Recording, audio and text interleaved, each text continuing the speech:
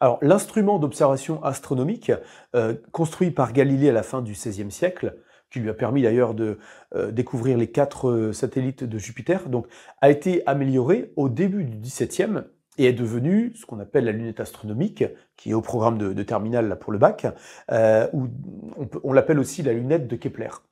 Alors là, j'en ai fait une modélisation vraiment graphique très succincte, pour le départ, pour montrer justement que donc voilà, le but d'un objet comme la lunette astronomique, donc un objet d'observation, c'est d'observer les étoiles, les planètes qui sont situées, considérées à l'infini. Voilà. Alors, souvent, elle est représentée par un long tube avec au final un plus petit tube. Donc il y a bien une raison, c'est que ici nous avons le système objectif, d'accord, qui est situé du côté de l'objet. Donc la plupart du temps, c'est une lentille qui est assez grande vis-à-vis de l'oculaire, on le verra tout de suite, d'accord, qui sert donc à collecter un maximum de lumière. Souvent, c'est une lentille qu'on arrive à avoir hein, quand on est par devant, donc c'est une lentille convergente. Et ensuite, le deuxième système, c'est le système oculaire qui est placé du côté de l'œil de la personne qui fait l'observation. Et ce système peut être donc une lentille convergente aussi, ou voire un système de plusieurs lentilles. Donc je ne vais pas rentrer dans les détails, mais voici comment est construit grossièrement donc une lunette astronomique. Alors on pourra donner des noms à ces différents systèmes. D'accord? Donc on considère que l'oculaire sera une seule lentille, pardon, je vais l'appeler L2. L'objectif sera une seule lentille, je vais l'appeler L1. Et donc les caractéristiques optiques qu'il faut avoir en tête à la fin de la classe de terminale, eh bien c'est que L1 a une longueur f'1 qui s'appelle donc la distance focale bien caractéristique, et L2 a une longueur aussi bien caractéristique f'2 qui est aussi sa distance focale. Donc ces deux lentilles vont avoir aussi des centres, d'accord? On peut l'appeler O1 ici et O2 ici. Et donc, ce sont ces caractéristiques que l'on va sans cesse rappeler donc, dans ces vidéos qui sont qui attraient à la lunette astronomique. D'accord? Donc, il faut vraiment avoir à garder ça en tête et puis garder donc les automatismes vis-à-vis de ces points, des constructions graphiques que l'on va voir et voilà tout ce qui va s'en suivre. Voici la modélisation simplifiée d'une lunette astronomique. Donc cette lunette astronomique, on l'a déjà évoqué, doit servir à l'observation d'objets très très loin, donc lumineux très très loin. Donc on peut considérer les rayons qui émanent de ces objets sont parallèles entre eux. On va utiliser quelque chose d'important du coup, hein, qu'il faut absolument savoir, que des rayons qui arrivent parallèlement entre eux sur une lentille convergente, eh bien l'image de ces rayons se situe dans le plan focal image de cette lentille. Donc là, on peut le dessiner comme ça en pointillé. Et si ce plan-là est le plan focal image de la première lentille, ça veut dire que ce point-là ici, caractéristique, c'est f'1.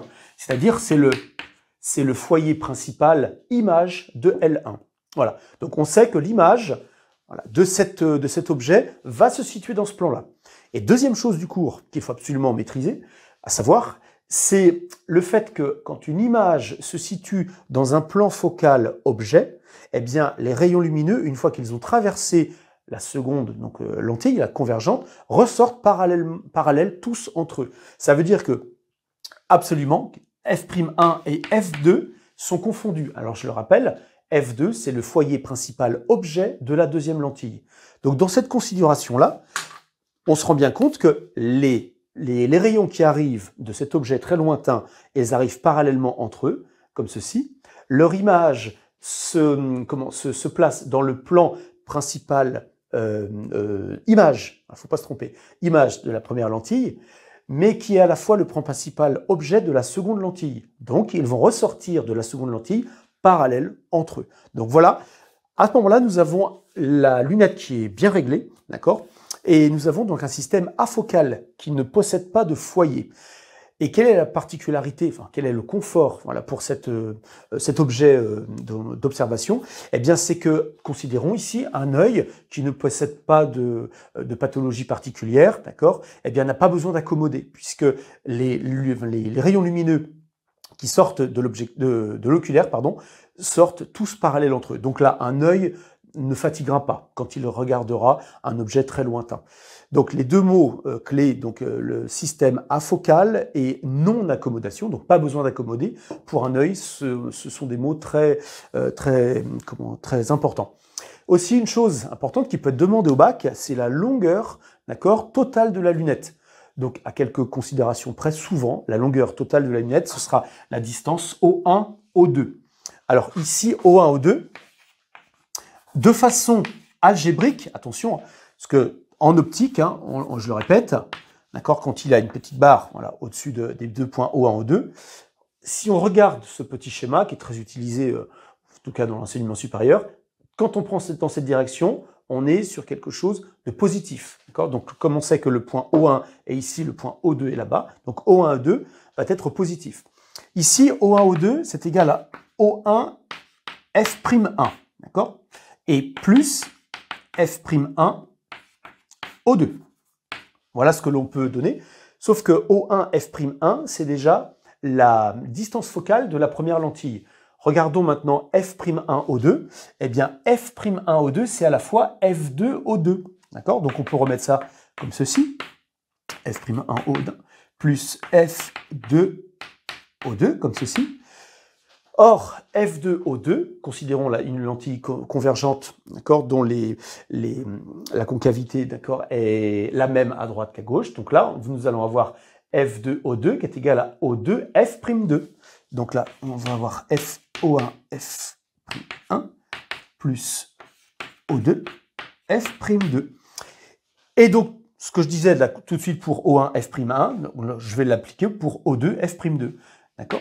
Eh bien là, nous avons F'1 plus F'2. Donc voilà, au bac, si on vous pose la question quelle est la longueur d'un système afocal, donc une lunette astronomique bien réglée, eh bien O1, O2, c'est-à-dire la longueur, la distance entre les deux centres optiques des deux lentilles, ce sera égal à l'addition des deux distances focales de l'oculaire et de l'objectif. Alors, si le jour du baccalauréat, un exercice possède comme sujet la lunette astronomique, il faut absolument savoir tracer les rayons lumineux avant, dans le système et après le système. Donc, ce sont des tracés optiques. Alors, je vais choisir d'en tracer deux. C'est les deux, je dirais, caractéristiques, enfin pédagogiquement, ce qu'il faut vraiment savoir tracer. D'accord? Donc, on va faire ça étape par étape. C'est ce genre de construction qu'il faut vraiment faire pas à pas, voilà, pour pas se tromper et pour se rendre compte de ce que l'on fait. Alors, une lunette astronomique sert à regarder des objets petits, très lointains, donc considérés comme à l'infini. Alors, la plupart du temps, dans les cours, on nomme cet objet A infini et B infini, donc très très très loin à gauche de notre système optique. Alors, du point A va émaner un rayon, d'accord, qui est suivant l'axe optique de notre système. D'accord, donc lui, il n'est pas très compliqué. Du point B, donc, je vais le répéter sans arrêt, du point B vont émaner des rayons parallèles qui vont former donc un faisceau. Donc, ce sont des rayons lumineux parallèles. Alors, j'ai déjà tracé celui qui est le plus simple. Voilà, c'est un des rayons que je trouve les plus caractéristiques. Alors, c'est le rayon qui émane de B, d'accord, qui arrive avec un angle d'incidence alpha, je vais y revenir tout de suite, qui passe par le centre optique de L1, donc notre objectif, et qui n'est arrêté, voilà, en deuxième lieu, là, que par la lentille L2. Après, on verra ce qui se passe. Alors, pour l'angle alpha, je voulais en parler. Notre objet est à l'infini, donc très très très petit, donc ça veut dire que alpha est très petit, en réalité. Alors, ça s'explique, ça s'interprète, une condition de Gauss. Alors, les conditions de Gauss ne sont pas au programme de terminale, mais pour que vous compreniez, voilà, c'est toujours aussi bien. Pour les personnes qui vont faire de la physique un petit peu en première année, en deuxième année, en optique, il y a ce qu'on appelle les conditions de Gauss. Et une des conditions de Gauss, c'est de dire que les angles des rayons incidents, donc les angles d'incidence, sont très très très petits. D'accord, quasiment rasant, voilà, vis-à-vis de l'axe optique, on appelle ça des angles, des rayons paraxiaux. D'accord, donc là, on dessine l'angle d'incidence de façon démesurée dans les livres, sur les cours, sur Internet, voilà, pour que pédagogiquement on se rende compte des choses, pour que voilà tout le monde, les profs, les élèves, voilà, puissent bien dessiner, puis bien comprendre, voilà ce qui se passe. Donc c'est pour ça que ici, l'angle d'incidence est démesurément grand par rapport à ce qui se passe vraiment dans la réalité. Alors, j'ai stipulé tout à l'heure de faire 2 rayons, d'accord? Donc voici un caractéristique qui passe par l'origine, enfin le centre de la lentille, et je vais faire le même rayon, donc c'est bien un faisceau de rayons parallèles, je le répète. Donc je trace un autre rayon, d'accord? Hop, qui passe, lui, alors je ne l'ai pas dessiné, mais par le foyer, on peut même le tracer ici, hein, hop, dans cette zone-là, par le foyer principal objet. Donc tout rayon qui passe par le foyer principal objet d'une lentille ressort parallèlement à l'axe optique après la lentille. Donc si je trace ici, voilà, le parallèle à ce rayon-là, d'accord, et qui passe par le foyer principal objet. Donc je vais arriver à un rayon comme ceci, et il va sortir de façon parallèle à l'axe optique. Donc là, je le fais comme ceci, et il a arrêté par la deuxième lentille. Alors ici, j'ai fait une petite flèche, là, je vais en faire 2, comme ceci. Voilà. Donc on est bien sur 2 rayons parallèles qui émergent donc du point B situé à l'infini. Un rayon n'est pas arrêté, d'accord, par la lentille L1, mais il l'est par la lentille L2. Après, on regarde ce qui se passe. Le deuxième rayon arrive parallèlement au premier, il passe par le foyer principal objet et donc ressort parallèlement à l'axe, d'accord, au sortir donc de la lentille L1. Et à ce moment-là, on peut remarquer qu'il se coupe, d'accord, et comme tout faisceau de rayons parallèles donne une image dans le plan focal image, d'accord, de la lentille L1. Donc on peut tracer en pointillé comme ceci. Alors je vais même la mettre en rouge. Notre image intermédiaire. Enfin, notre objet intermédiaire, donc l'image de l'objet par L1. Donc ça va faire voilà, A1B1. Et en fait, cet objet-là va être considéré comme l'objet l'image de cet objet-là va être considérée comme l'objet pour L2. Or, nous avons 2 rayons en suspens ici, donc deuxième étape, on va regarder ce qui se passe. Ce rayon-là, qui arrive parallèlement à l'axe optique, doit absolument ressortir, donc ici, par F'2, ici. Alors, je ne l'ai pas stipulé, alors je l'ai mis en point bleu, c'était pour ne pas surcharger mon schéma. Sur ce point bleu-là, je vais plutôt le mettre en blanc, comme ça, on va avoir d'ambiguïté. Ce point bleu-là, d'accord, c'est F'1 et F2, puisque la lunette astronomique est bien réglée, c'est-à-dire que le foyer principal image de L1 coïncide avec le foyer principal objet de L2. Voilà ce que l'on a. Donc l'image qui se forme ici, A1, B1, donc il faut bien qu'elle ressorte. Alors, les rayons émanant de A1, B1, il faut bien qu'ils ressortent. Donc ce rayon-là, donc je répète, qui arrive parallèle, doit ressortir, parallèle à l'axe optique, doit ressortir par le foyer principal objet de L2, comme ceci. Voilà. Donc je continue. Donc lui, il a 2 petites flèches. Voilà. Et comme le faisceau doit, enfin toute image voilà, qui est dans le plan focal objet d'une lentille, ce faisceau-là doit ressortir parallèle, d'accord, après la lentille, donc un faisceau de rayons parallèles. Donc nous avons ceci, voilà, les 2 ressortent bien parallèles. Voici l'œil qui est ici, d'accord, donc là on arrive à une seule petite flèche, comme ceci.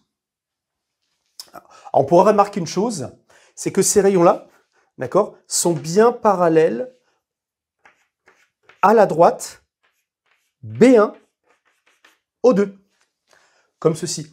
Alors l'œil, si on regarde à travers une lunette astronomique comme ceci, va avoir l'impression de voir un objet A1, B1 à l'infini, juste avant L2, comme ceci. Donc, il y a des rôles de ces différentes lentilles. La lentille L1, c'est l'objectif. Elle sert à collecter la lumière de l'objet AB qui est situé à l'infini. D'accord ? Et la lentille L2 a le rôle de loupe pour regarder l'objet qui est l'image de AB par L1. cette image devient l'objet de L2, et L2 regarde, l'œil regarde à travers L2, cet objet-là, d'accord? Et ça, on peut considérer que c'est le rôle qu'aurait une loupe, par exemple, comme ceci. Donc, essayez de refaire ça étape par étape. Petite chose aussi importante, donc là, il y a alpha ici. Alors, alpha, on peut considérer, si je continue, voici alpha prime. Donc, voilà pourquoi ça sert vraiment pédagogiquement pour exagérer de façon démesurée les mesures, en tout cas, comment tracer les angles, comme ça on voit bien, d'accord, là où sont placés, donc l'angle d'incidence de l'objet à l'infini, d'accord, et là, vous avez l'angle sous lequel est vu l'objet, d'accord, A1B1 par la loupe L2, la loupe entre guillemets qui est notre oculaire. Donc voilà ce qu'il faut savoir faire le jour du bac. Quand on parle de lunettes astronomiques, indéniablement, à un moment, on va parler de diamètre apparent. Alors, qu'est-ce que c'est que le diamètre apparent? C'est l'angle sous lequel est observé un objet qui est situé, de façon considérée à l'infini. Par exemple, voilà, un arbre, un château, ou je ne sais quoi, qui est assez loin, d'accord? Eh bien, l'angle sous lequel il est observé, c'est ce qu'on appelle le diamètre apparent. Donc, c'est l'angle alpha.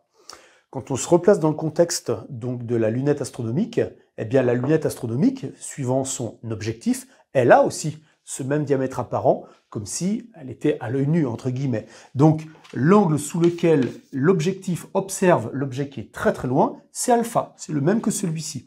Par contre, nous, notre œil, à ce moment-là, on se place voilà, de l'autre côté de la lunette astronomique, et on se rend bien compte que ce n'est pas du tout la même vision des choses.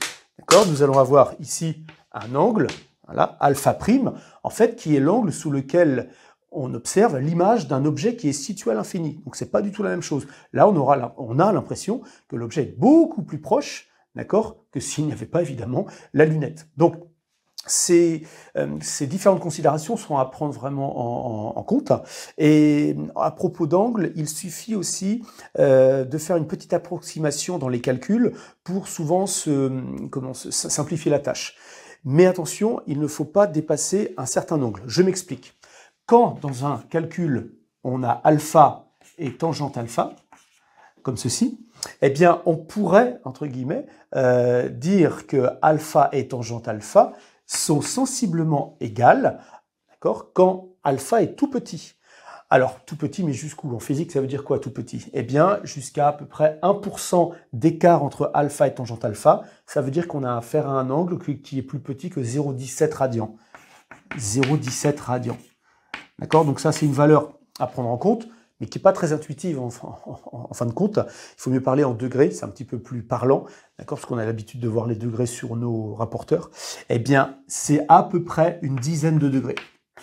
En dessous de 10 degrés, alpha et tangente alpha, voilà, ont une différence de moins de 1%. Donc on peut considérer voilà, qu'ils sont sensiblement égaux, comme ceci. Donc ce qui peut simplifier les calculs.